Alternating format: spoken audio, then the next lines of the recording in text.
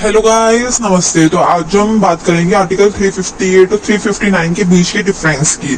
पहला इसका ये डिफरेंस है, जो आर्टिकल 358 है वो आर्टिकल 390 जो फंडामेंटल राइट्स में आता है उसके बारे में बात करता है, और जो आर्टिकल 359 है वो बात करता है वो सारे फंडामेंटल राइट्स जो 19 से अलग में आते हैं।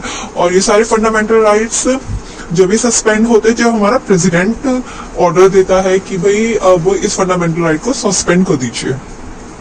आर्टिकल 358 ऑटोमेटिकली सस्पेंड हो जाता है। जैसे ही हमारे देश में नेशनल इमरजेंसी लग जाती है ना, तुरंत ही 1 सेकंड में आर्टिकल 358 सस्पेंड हो जाता है। आप ये समझ लीजिए कि जैसे नेशनल इमरजेंसी का हमारा नेशनल इमरजेंसी हमारे प्रेसिडेंट ने बोल दी कि भाई नेशनल इमरजेंसी लग गई है इंडिया में, उसी वक्त तुरंत आर्टिकल 19 सस्पेंड हो जाएगा 358 के द्वारा।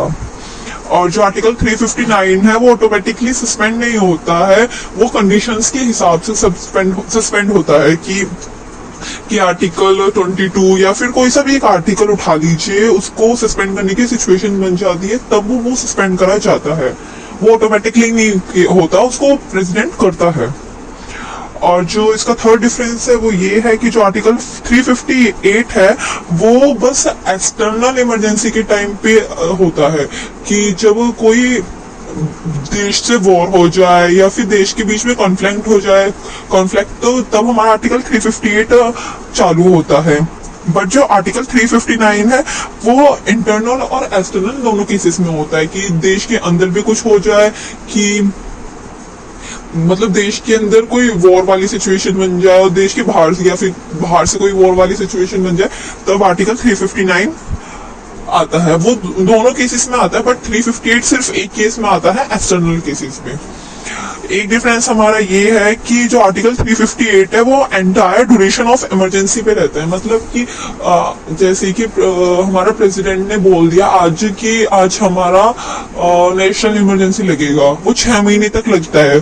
तो 6 महीने के बाद प्रेसिडेंट बोलता है कि अब नेशनल इमरजेंसी की जरूरत नहीं है, उसको फिर से लगाने की जरूरत नहीं है, वॉर वगैरह खत्म हो गई। जैसे ही वो वॉर खत्म हो जाती है या फिर जिस सिचुएशन की वजह से नेशनल इमरजेंसी लगी है वो चीज खत्म हो जाती है, तुरंत ही आर्टिकल 358 खत्म हो जाता है। मतलब जैसे ही वो लगता है वैसे ही वो शुरू होता है, जैसे ही नेशनल इमरजेंसी लगती है वैसे आर्टिकल 358 चालू हो जाता है, जैसे ही नेशनल इमरजेंसी खत्म होती है वैसे आर्टिकल 358 खत्म हो जाता है। जितने टाइम पीरियड तक नेशनल इमरजेंसी रहती है उतने टाइम पीरियड तक हमारा आर्टिकल 358 रहता है। बट ऐसा कुछ नहीं है आर्टिकल 359 के केस में।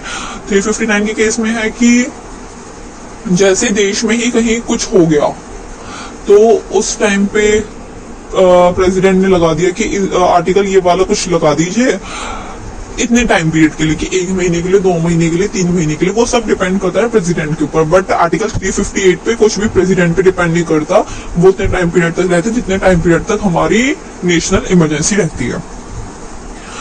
जो आर्टिकल 358 है वो हमारी पूरी कंट्री पे लगता है, बट आर्टिकल 359 या तो पूरी कंट्री पे लग जाएगा या फिर कोई एक पर्टिकुलर पार्ट की यूपी पे लगा दिया 359, या फिर कहीं पे भी लगा दिया, पर्टिकुलर पार्ट पे भी लग सकता है या फिर पूरी कंट्री पे भी लग सकता है।